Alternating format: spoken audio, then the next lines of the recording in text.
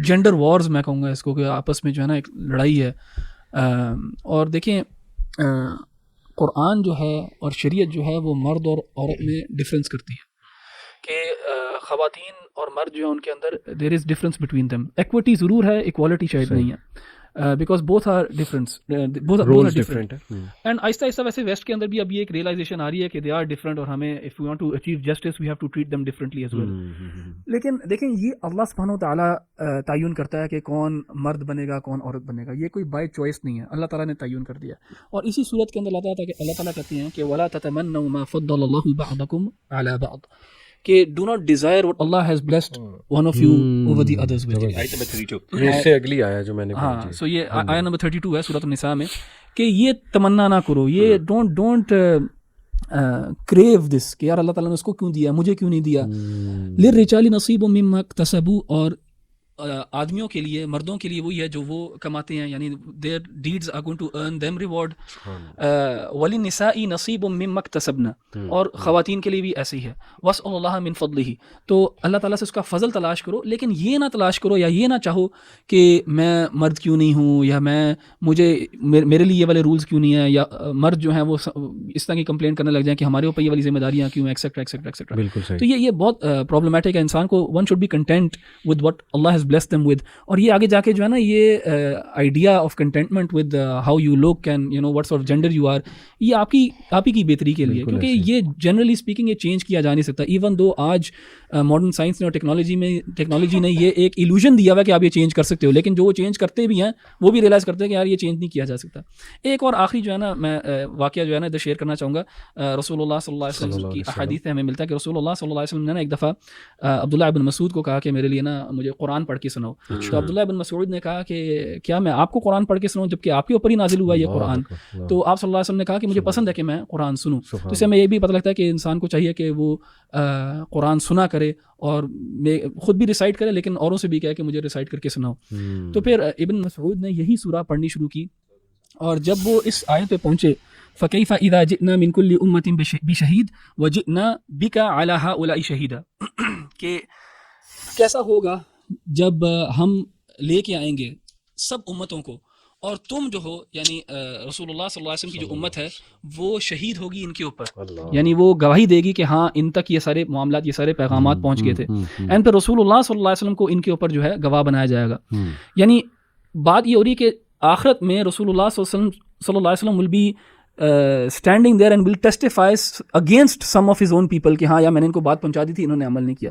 تو جب عبداللہ بن مسعود نے یہ آیت پڑھی تو رسول اللہ صلی اللہ علیہ وسلم نے ان کو روک دیا، کیونکہ ان کو رونا آ گیا تھا اور وہ رو پڑے تھے.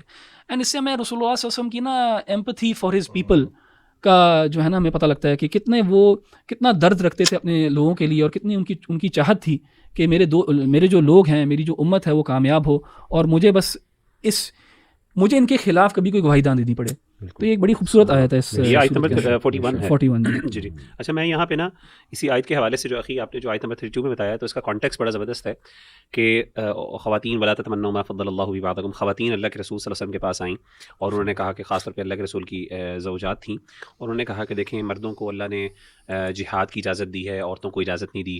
اسی طریقے سے اور بھی کچھ ڈفرینسز کا ذکر کیا جو جائز ڈفرینسز تھے. تو یعنی اس آیت کو ذکر پھر اس کانٹیکسٹ میں آیت نازل ہوئی کہ اللہ تعالیٰ نے کہا کہ اگرچہ نیکی کی بھی غرض ہو، ایک بندہ نیکی کو سامنے رکھتے ہوئے یہ ایسا نہیں مقابلہ کرنا چاہیے. یعنی in other words it is like انڈرمائننگ your own work.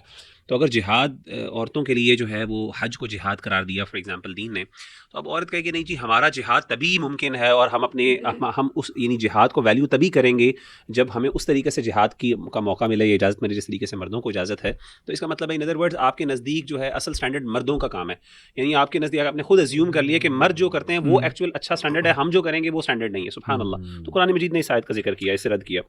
ایک جو اس میں خاص طور پہ جو آیت ہے جو بڑی معروف ہے، جس میں اللہ تعالیٰ نے جو ہے وہ اسی سے متعلق ہمارے ویسٹ میں بھی جو کانسیپٹ ٹرانسجنڈرزم کو اگر میں ریلیٹ کروں، آیت نمبر 119 ہے، جس میں شیطان نے جو ہے اللہ تعالیٰ سے وعدہ کیا اور کہا یعنی دعوے کیے وَلَأُضِلَّنَّهُمْ وَلَأُمَنِّيَنَّهُمْ وَلَآمُرَنَّهُمْ فَلَيُبَتِّكُنَّ آذَانَ الْأَنْعَامِ وَلَآمُرَنَّهُمْ فَلَيُغَيِّرُنَّ خَلْقَ اللَّهِ، کہ میں ان کو گمراہ کروں گا اور ان کو لمبی لمبی امیدیں اور جھوٹی امیدیں دلاؤں گا. وَلَآمُرَنَّهُمْ فَلَيُبَتِّكُنَّ آذَانَ الْأَنْعَامِ، اور ان کو حکم دوں گا، ان کو سکھاؤں گا کہ اپنے جانوروں کے کان کاٹ دیں، جس طریقے سے مشرکین مکہ کچھ جانوروں کے کان کاٹ کے ان کو ڈیڈیکیٹ کر دیتے تھے غیر اللہ کے لیے. اور وَلَآمُرَنَّهُمْ فَلَيُغَيِّرُنَّ خَلْقَ اللَّهِ، اور ان کو میں حکم دوں گا کہ یہ اللہ تعالیٰ کی مخلوق کو بدل دیں. تو اس سے پتہ چلا کہ اللہ تعالیٰ کی مخلوق کو بدلنا یا اللہ کی کریشن کو تبدیل کرنا یہ شیطانی وعدہ ہے اور شیطانی چال ہے، جس میں مثال کے طور پہ آج کل اس کے جو جدید جو ہے صورتیں ہیں، وہ فار ایگزامپل آپ کی جو سرجریز ہیں، ٹھیک ہے، اپنے آپ کو جینڈر سرجریز جو آپ کرواتے ہیں، اور اسی طریقے سے ٹیٹو کروانا، ٹھیک ہے نا، یعنی ہر وہ پرماننٹ چینج جو کہ دنیاوی مقصد کے لیے کیا جائے انسانی جسم کے اندر، کسی مخلوق کے اندر، یہ تغییر ہمارے دین میں ناپسندیدہ ہے. جائز صورتوں کے لیے اگر انسان فار ایگزامپل کوئی اس کو پرابلم ہو، کوئی ایسی سرجری کی ضرورت پڑ جائے اس کا، مثال کے طور پہ کوئی، تو اگر وہ کسی ڈیفیکٹ کو دور کرنے کے لیے علماء نے اجازت دی ہے. لیکن اس کے علاوہ پرماننٹ سرجریز کروانا، جس طرح خوبصورتی کے لیے آپ کرواتے ہیں سرجریز، ٹھیک ہے نا، تو یہ ساری جو سرجریز ہیں اس کے بارے میں علماء نے یعنی آیات کے ذہن میں شامل ہیں کہ یہ شیطانی کام ہے، کیونکہ ظاہر ہے ان کے اندر اللہ معاف کرے اس سے نقصانات تو آج ویسٹ بھی جو ہے ویسٹرن ریسرچز ہمارے سامنے ہیں، سائیکولوجیکل کس طریقے سے ہارم کرتی ہے انسان کو، اس طریقے سے جسمانی طور پہ کس طریقے سے نقصان دہ ہیں یہ چیزیں.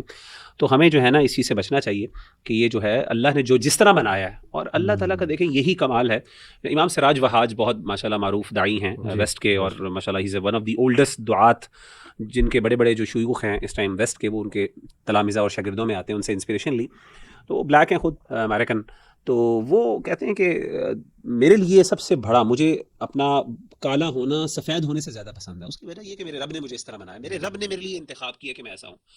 تو اگر میرے رب نے مجھے ایک ایسا شکل دی ہے جو ہے، تو میں کیوں اس رب کے اس معاملے کو چیلنج کروں.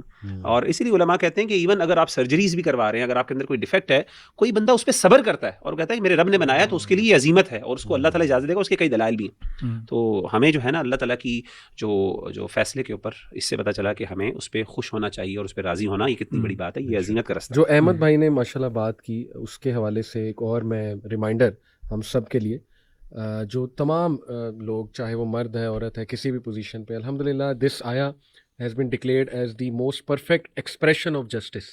تو اس میں اللہ سبحانہ و تعالیٰ کہتے ہیں کہ یا ایھا الذین آمنوا کونوا قوامین بالقسط شہداء للہ ولو علی انفسکم او الوالدین والاقربین.